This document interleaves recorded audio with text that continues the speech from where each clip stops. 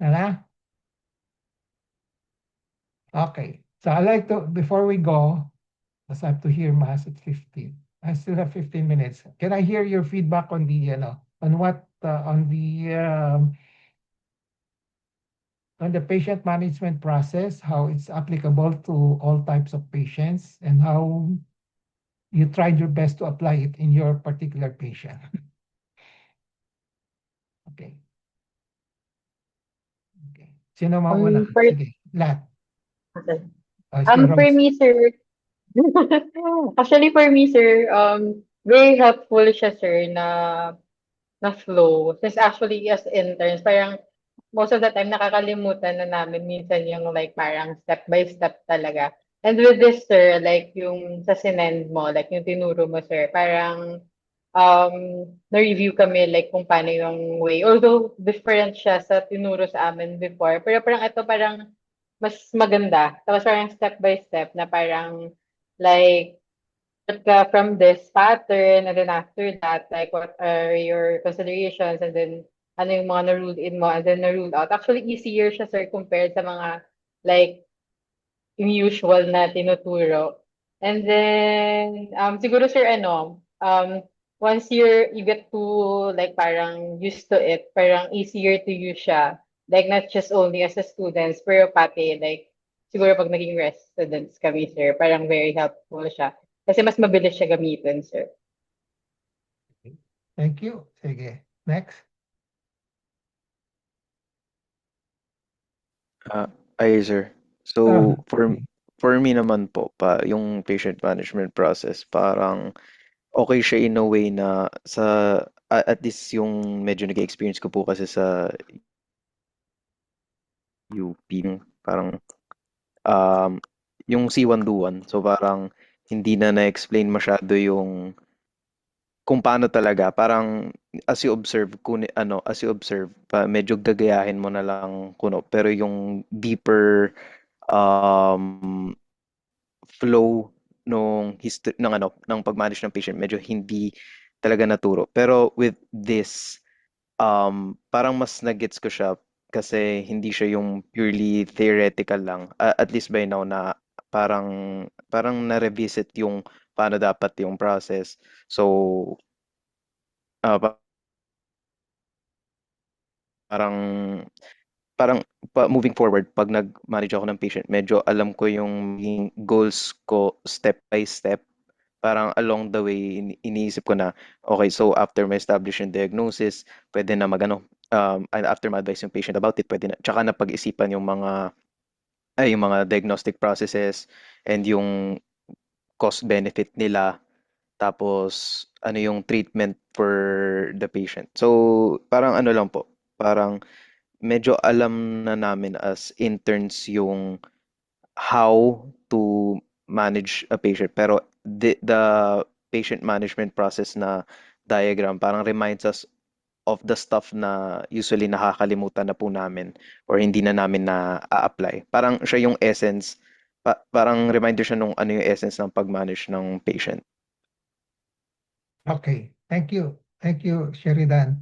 Okay. Who's next?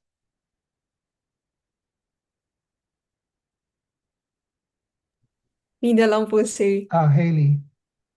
Being like practicing or like interning in a public hospital po, sir. Sometimes or most of the time when we order yung mga labs or yung mga tests, we tend to do all like everything na since a lot of them are free. So parang we tend to forget na parang, oh, these are all valuable resources when they're outside the hospital. And through yung patient management process where you discussed about yung mga paraclinical diagnostics and then which were further reinforced nung when we took the OLETE na exam. Like, it made me realize po, like yung thought process that we have to go through in order to be able to um decide and and as well as like because um this decide which ones are more essential for this patient for patients na parang na we meet along the way. So, I think yun yung, and then in addition to that po, sir, yun yung pinaka like, super na-appreciate ko po talaga, sir. As well as yung kanina po, sir, in this discussion earlier, when you discussed about yung differences ng different diagnostics as well as like yung CT scan versus X-ray versus barium swallow and the EGD. Honestly, sir, parang at first, looking back, I thought they were all required tests to do. Pero then again, considering the limited resources na parang we have, ganyan, parang it is really best to look at yung mga benefits, risks, as well as the availability para we can pick ano po talaga yung kailangan i-prioritize if ever. Yan lang naman po, sir, for me. Okay. Thank you, Sher Ailey. Okay, next.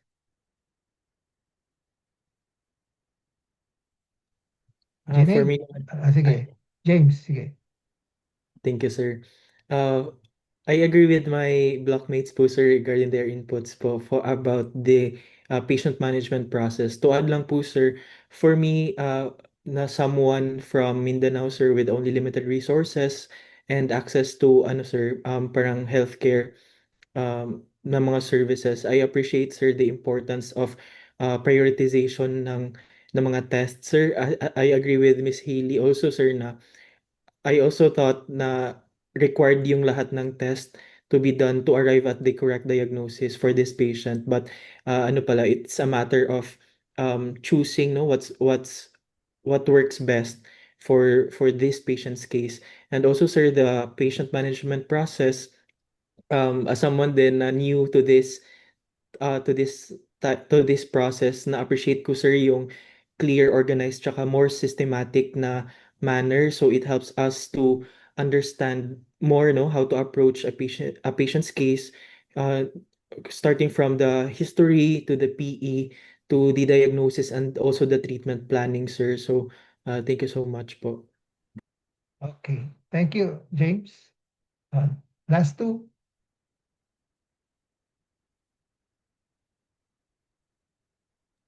Sige, ako na po muna. Janine. I also appreciate the patient management process, sir. Actually, this is the first time I'm hearing of this, or maybe we're doing it, but we don't have a name for it, or medyo sabog minsan yung algorithm. Kasi we're trained minsan to always have a clinical eye. Like dapat when the patient comes, you already know what what disease entity you're entertaining. But like what Rose said, this is much more ideal and mas efficient when thinking of diagnosis. And also, I agree with uh, prioritization of not just imaging but also lab requests to help the patient also. And ayun po. I also appreciate what you said, sir, na it shouldn't always be 100% because we should also be entertaining other possibilities. Ayun po. So Okay. thank you for sharing that. Thank you, Janine. James Donor, Diesel. Yes, sir. So for this management process or system po, sir, I find it interesting. So usually we do the history PE, then from the history PE, you start suspecting differential diagnosis, then we start thinking what lab test do we order, what imaging do we order, and we also by following the algorithms or the guidelines that we use. And I think it's important, like what you discussed po, sir, start symptoms, the chief complaint, the symptoms, and you go in depth about the quality, the characteristics, and other associated symptoms so that we can get a more clear picture of the diagnosis. And from there, we do the get our main clinical diagnosis. Usually, I find it interesting since we get a more organized, systematic way, as others have mentioned din po, to think of how we handle our patient, how we get our diagnosis for this patient. And then from there, we choose from the diagnosis, then we check the primary management will be, then we check if are we certain for this diagnosis already, then just that's the time we order the paraclinical diagnostic tests. So I find it interesting to make it organized like that.